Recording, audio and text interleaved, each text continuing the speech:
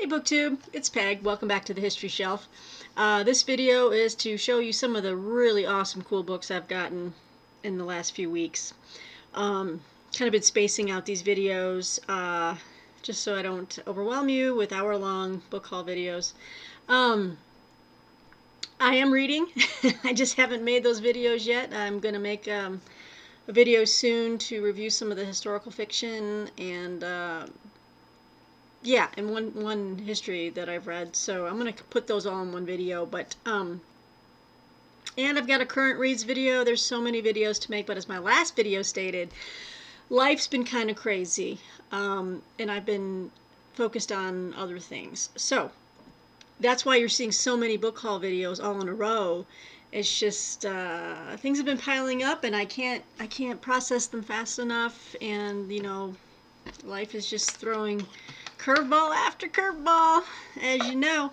I like to start this video though with something that is going to be a project for me, hopefully later this year. I'm hoping, Lord willing, after November 3rd or 6th, whenever the election is, that my mind will be more at ease. I'm not sure I want to start these just yet because it's kind of terrifying.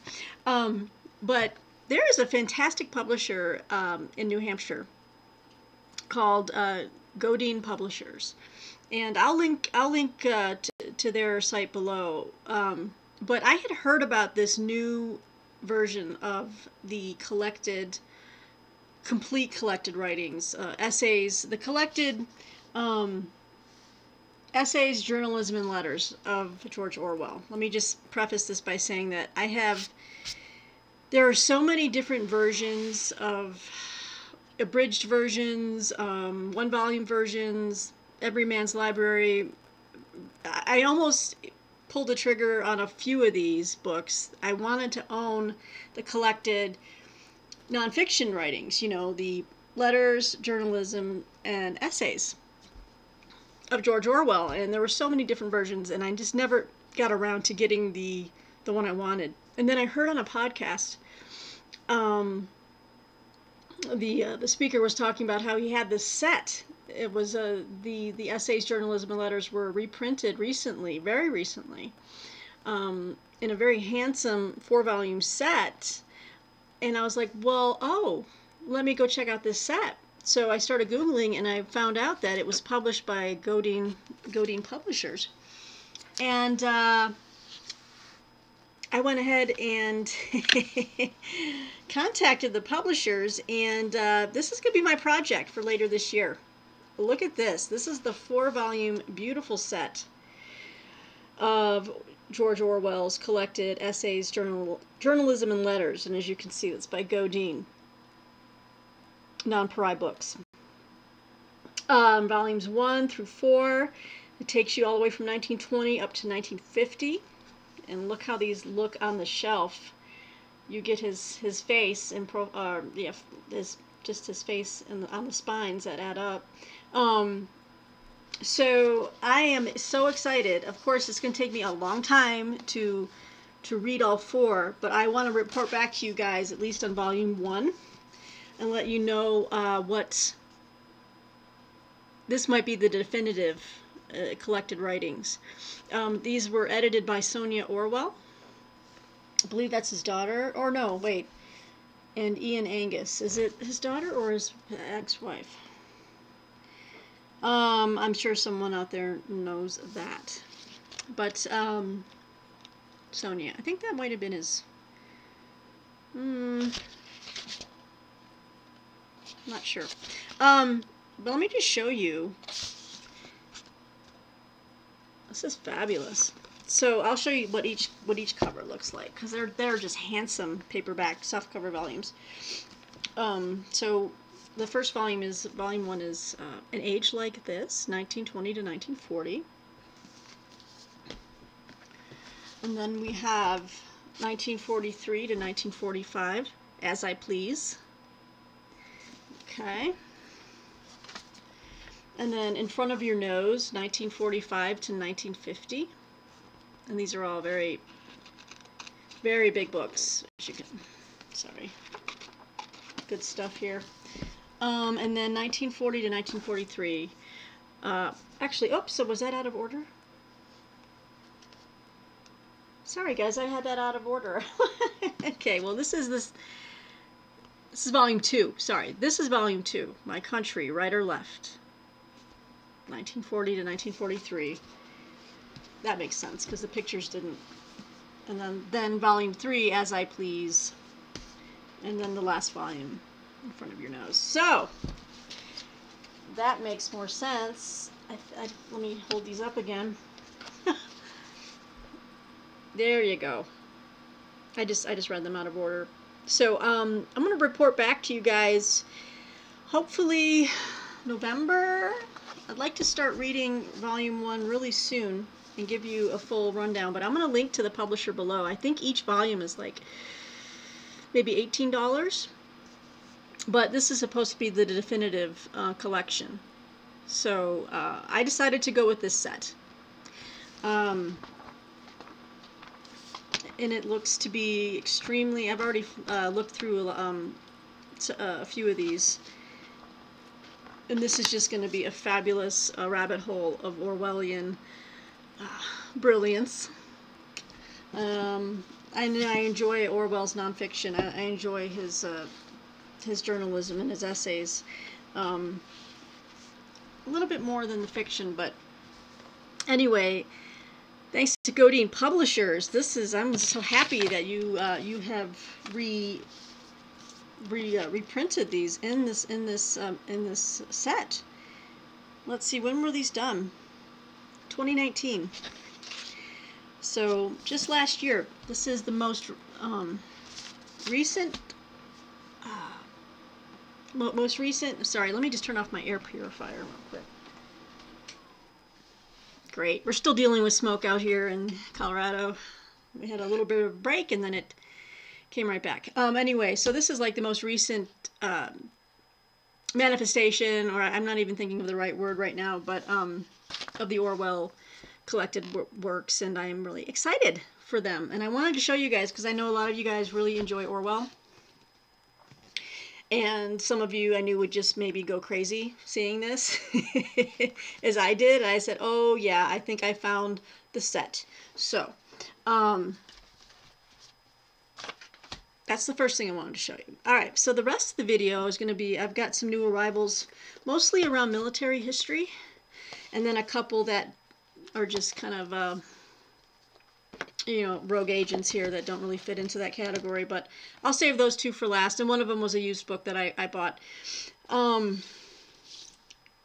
Okay, so this book continues a series of, not a series, but there's an ancient historian called Paul Ray, and he's also written on like constitutional, you know, the classics, and then constitutional issues. He's I'm not sure which associate. Oh, what is this?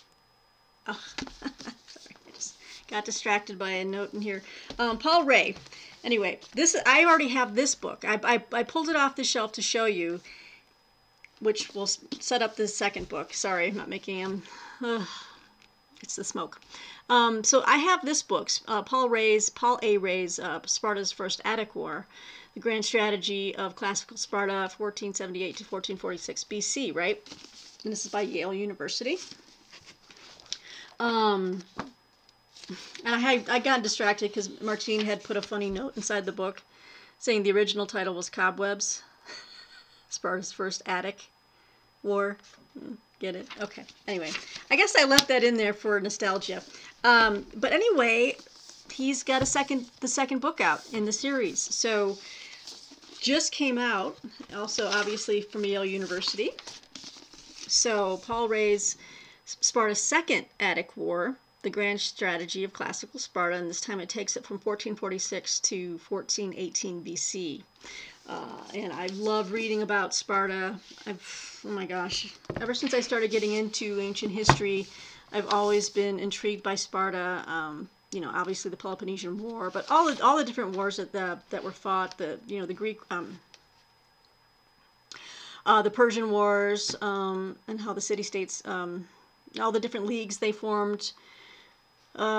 So you know, I've read Paul Ray's some of his other works, and this is going to be fantastic. I can definitely have a, you know, continuation of the exploration of the Attic Wars. And so, yeah, so this one came in the mail. I was very happy to get this to add to my other book on the shelf there. All right, so that's Ancient Military History. This book, I know this will... Well, the folks were kind enough to send me this for review. Obviously, I won't be doing anything with this book. I mean, I could pass it along to someone, obviously, but this is from Lions Press, and I'm really geeked about this. This is a brand new book about the Hindenburg. Let me make sure what year it came out. I don't think it just came out this year. Yeah. Okay, so this is The Hidden Hindenburg, and as you can see, that's not coming off. This is The Hidden Hindenburg, the untold story of the tragedy, the Nazi secrets, and the quest to rule the skies by Michael McCarthy. There you go, and that's by Lions Press. I didn't give you an overview of the Paul Ray book, but I'll read you just a quick description of this one. Where are we on time? By the author of Ashes Under Water, here is one of the great untold stories of World War II. The Hidden Hindenburg at last reveals the cause of aviation's most famous disaster and the duplicity that kept the truth from coming to light for 3 generations. It also finally catches up with a German legend who misled the world about the Hindenburg to bury his own Nazi connections. Okay, this is fascinating. Drawing on previously unpublished documents from the National Archives in Washington, along with archival collections in Germany, this definitive account explores how the Hindenburg was connected to the Dachau concentration camp, a futuristic German rocket that terrified the Allies, and a classified project that imported Nazi scientists to America after the war. Whoa, okay. It took author Michael McCarthy 4 years to get to the bottom of this epic disaster, in which the largest object civilization has ever managed to fly burnt up in less than 1 minute. Along the way, he found a tale of international intrigue, revealing a whistleblower, a cover-up, and corruption on 2 continents. Wow. Okay, so this one's setting some big goals here. Let's see how he backs this up. Plenty of notes, and we've got quite a bit of references here. Let's see some primary documents. Okay, so I'm happy to have this review copy. Thank you to Lions Press. Really intrigued to see. I've always been intrigued by the Hindenburg. I mean, who hasn't been, right? But I never thought about any connections to the concentration camps or, you know, rockets and, you know, the importation of Nazi scientists to America after the war. So this is going to have some intriguing tidbits in here. We'll see. So I'll let you guys know. I got to figure out. I got to make it like a reading timesheet for all these books that are coming in. So the next book I got, I was actually really pleased. The author contacted me and wondered if I might be interested in checking out this book. And I've never read a book like this before, and I like a challenge, and it does deal with military, you know, history, or just, well, you'll see in a second, but this is from the University of British Columbia Press, so it wasn't as easy to get this sent to me, but they were nice enough to do that, and I think the paperback is coming out in November, so I'm going to kind of time my review of this for that. So I'll probably start reading this in October. But this is a book, and I think some of my Canadian viewers and friends out there might be intrigued by this. This is called War Junk: Munitions Disposal and Post-War Reconstruction in Canada by Alex Sushen. There you go. This is the hardcover. Yeah, let me just read to you real quick what this is about. I'm really intrigued. You don't tend to think about these things afterwards. You know, what happens to all this stuff after the conflicts are over. During the Second World War, Canadian factories produced mountains of munitions and supplies, including some 800 ships, 16,000 aircraft, 800,000 vehicles, and over 4.6 billion rounds of ammunition and artillery shells. Although they were crucial to winning the war, these assets turned into peacetime liabilities when hostilities ended in 1945. Drawing on comprehensive archival research, Alex Sushen provides a definitive account of the disposal crisis triggered by Allied victory and shows how policymakers implemented a disposal strategy that facilitated post-war Reconstruction. Canadians responded to the unprecedented divestment of public property by reusing and recycling military surpluses to improve their post-war lives. War Junk recounts the complex political, economic, social, and environmental legacies of munitions disposal by revealing how the tools of war became integral to the making of post-war Canada. Fascinating. And Alex Sushen is a historian specializing in warfare, society, and the environment in Canada. He received his PhD from the University of Western Ontario and is based in Kingston. And this is obviously it's printed in Canada from the UBC University of British Columbia Press. Happy to take a look at this and share this. I've been wanting to read more books from Canada, about Canada, and this one's got a really original angle and thesis. So I'm really excited about that. So I just wanted to share that with you guys. My Canadian folks out there, let me know what you think. All right, when we got a couple more military histories here. Oh, these two I inadvertently paid for. I bought because along with the history book club, I also belong to the military book club, and apparently I was not fast enough on declining my monthly selections, and when that happens, the books are sent to you automatically. Well, rather than try to return them, because I don't. They said, I said, can I return these because I didn't really want to order them.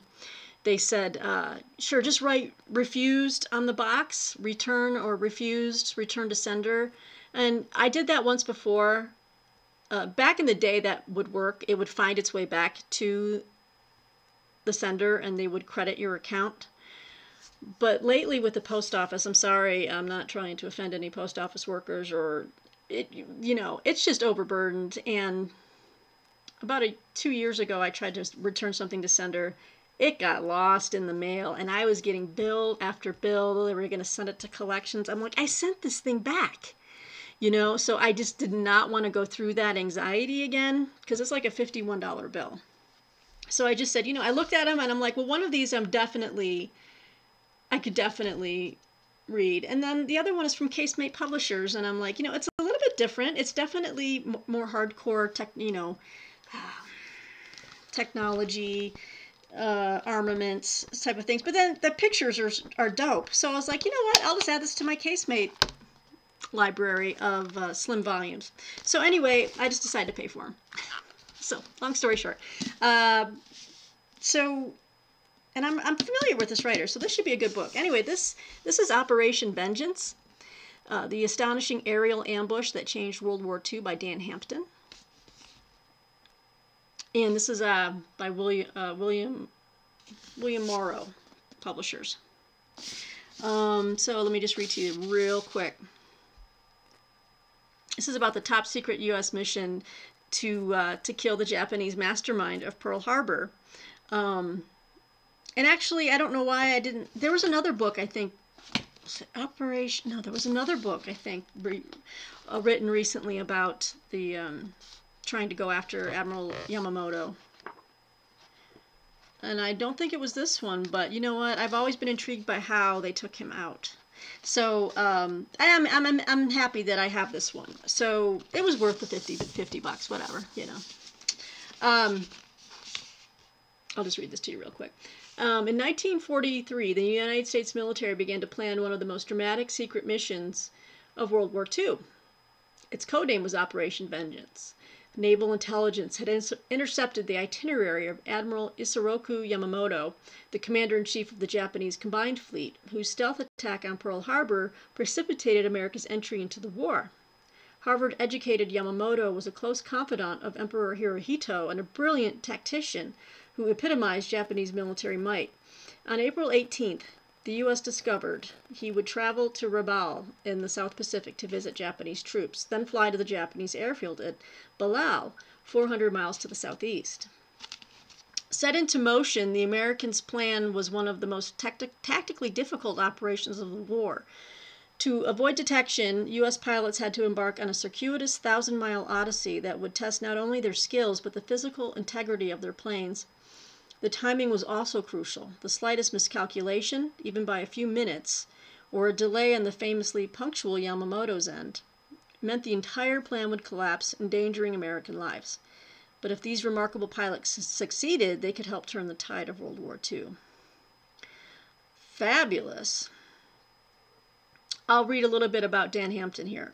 During his 20 years as a fighter pilot in the U.S. Air Force, Lieutenant Colonel Dan Hampton flew more than 150 combat missions. Operation Vengeance draws upon Hampton's vast personal experience as well as deep research and all-new interviews with survivors of the pilots who were on the mission. Hampton recreates the moment-by-moment drama the pilots experienced in the air and conclusively answers the long-standing mystery of which pilot shot down Yamamoto's plane and what exactly transpired that day. Fabulous. And there's our author right there, Dan Hampton. You know what? I think I was getting his name confused with Hampton Sides or something. I think he wrote a book on the Korean War. Hampton something. Getting those names kind of mixed up. But yeah, so this is going to be good. Happy to have that one, even though I didn't mean to order it. It all worked out. And so the second one is a Casemate Illustrated title, and this is about a Panzer division. So this is the 3rd SS. Oh, there's that light again. The 3rd SS Panzer Regiment. This is by Pierre Tiquet.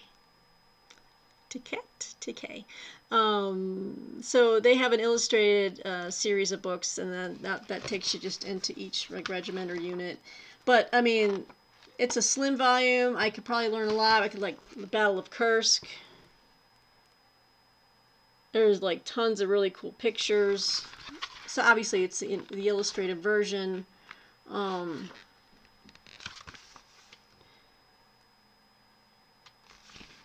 Goes into this whole unit's history, who was in it, the different battles. They get profiles of a ton of different the soldiers and the officers and men involved. So, you know, just for the photos alone, the Kharkov to the Dnieper. Who knows? This might get me hooked on the Casemate Illustrated series now. I mean, they have a variety of different units that they cover. So this could get me going. This actually could get me going into a new direction with my military history studies. So it says here the Casemate Illustrated series explores key elements of military history, extensively illustrated with photographs, maps, and color profiles of tanks, aircraft, and other vehicles. Each volume provides a wealth of visual detail and profiles of key individuals and units. A timeline and explanatory text boxes support the narrative, which provides a clear overview of the battle or campaign and the experience of the forces involved. So, fabulous. Again, now that I'm just flipping through it, showing this to you guys, I'm like, what other books do they have in this series? Well, it tells you in the back. Let's see. None of these appeal. We got From Moscow to Stalingrad, Operation Typhoon, the 2nd SS Panzer Division, Das Reich, and then German armor in Normandy. So, yeah. Pretty cool stuff, guys. So, those are the 2 books that I got there.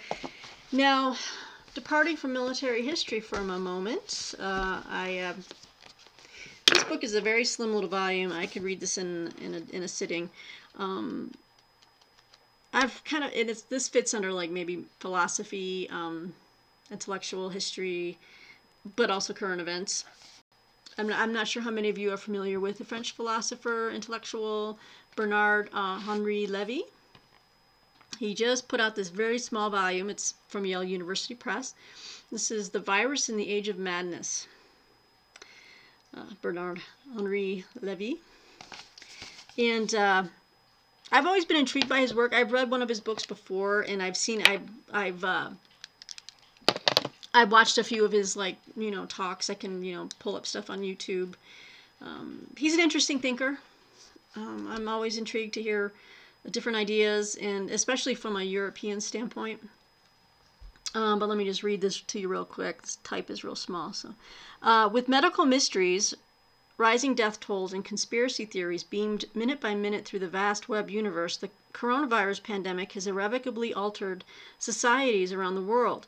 In this sharp essay, and it's really about 93 pages, world-renowned philosopher Bernard Henri Lévy interrogates the many meanings and metaphors we have assigned to the pandemic and what they tell us about ourselves. Drawing on the philosophical tradition from Plato and Aristotle to Lacan and Foucault, Lévy asks uncomfortable questions about reality and mythology. He rejects the idea that the virus is a warning from nature, the inevitable result of global capitalism. He questions the heroic status of doctors, asking us to think critically about the loci of authority and power. He challenges the panicked polarization that dominates online discourse. Lucid, incisive, and always original, Lévy takes a bird's-eye view of the most consequential historical event of our time and proposes a way to defend human society from threats to our collective future. Yeah, I'm going to read this and report back, because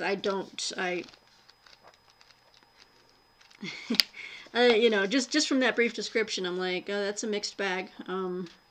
I do think doctors are heroic, but okay. Let's see what his argument is. And again, it's only 93 pages. He does have notes in the back. We'll see how this plays out. But this is a new release, and again from Yale. So I'm going to be happy to report back on that. We're at 27 minutes. So Raymond Brown, a little bit of theology. So we're going to end on a theology book. I ordered a used book from Thrift Books. I got to get the sticker off the spine. But I purchased Raymond Brown's, even though I don't really need an introduction to Christianity, because I've been studying it for the last 20 years, pretty much. But I know a lot of people on BookTube. I've seen, books people have been shown about Raymond Brown, and he is a Catholic priest, and I'm not Catholic, but I know that he's well regarded.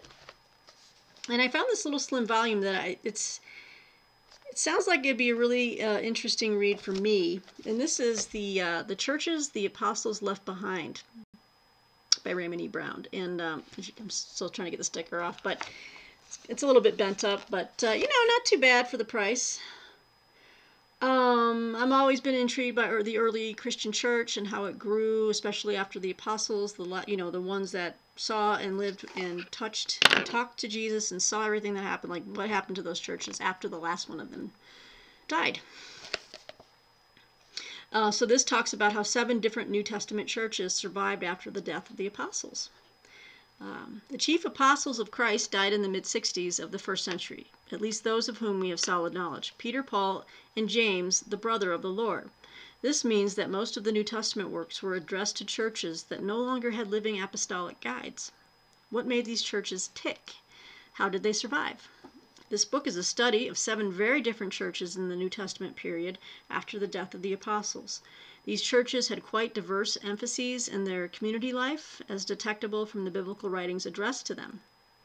3 of the churches are in the heritage of Paul, 1 in the heritage of Peter, 2 in the heritage of the beloved disciple, that's the Johannine writings, and the last is the church addressed by the first gospel, which is Matthew. So this was put out by Paulus Press. I mean, this is an older book. So it's about 150 pages. But I bought it. I'm like, I'd like to check this one out. I'm always trying to add to my early church history and just theology works. Never get tired of that. So let's see where we at. 30 minutes. Should I show you a couple more? I'll show you one more. I've showed this book before on the channel, but this is a finished copy that arrived. I need to make plans to read this soon because it's going to be coming out on a new streaming series, a limited streaming series, and I think it's also coming out, or it already has. It's coming out this month. So this is the finished copy of The Turncoat by Siegfried Lens. I showed it a while ago in one of my videos, and it was an advanced reader review copy. But this is the final cover obviously from the movie. But this is I know some of you guys who watch my channel might watch other people's channels as well. I think it was Steve's channel that he showed this, and so he read the description. But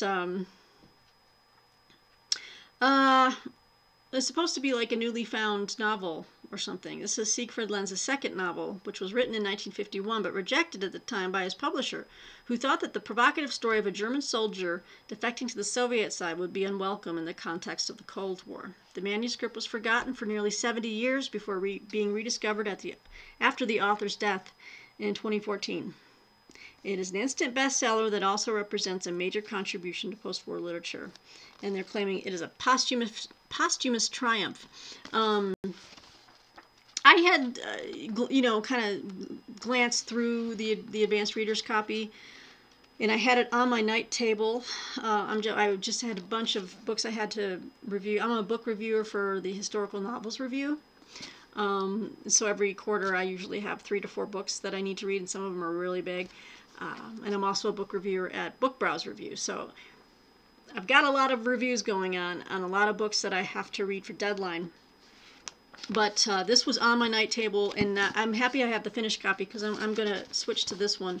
And once I finish reading one other book in front of this, I'm going to pick this up as my fiction read, my next historical fiction read. So I will report back and let you guys know, but I'm excited, and I'm probably going to watch the limited series too once I've read the book. So that's that.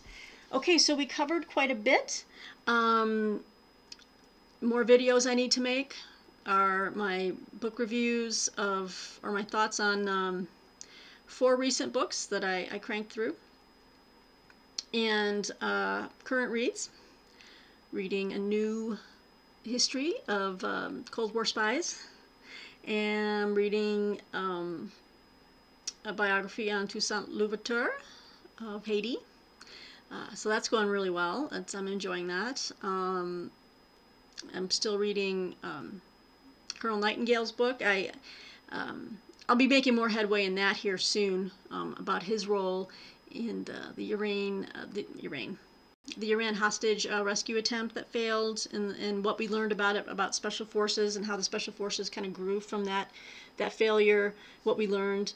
Oh, and gosh, I'm just trying to catch up on a lot of journal reading. I'm reading New Criterion, some really fabulous articles. New Criterion. I've got First Things. I just subscribed to the TLS, so I've gotten my second TLS newspaper or review in the mail just the other day, so I'm excited about that. I'm enjoying that. I'm reading a ton, and now it's time to report back on a few of those things. Anyway, guys, I could just keep chatting all day, but so these are some of the newer books. Check out the Orwell, Godine Publishers. I'm going to link below to their website. I will also link to, let's see, let me know if you have any questions on any of these books. But I know the War Junk book is coming out in paperback soon, in the next couple of months. So that's going to be slated into my review cycle as well. That I'll report back to you guys on this channel here. But let me know if you're interested in any of these titles, if you want some more information or release dates. Most of them are already out. yeah, so I think that's it. I think that's it for now. I will upload this and we'll go from there. Okay, guys, have a great rest of your day and we'll talk soon. Bye.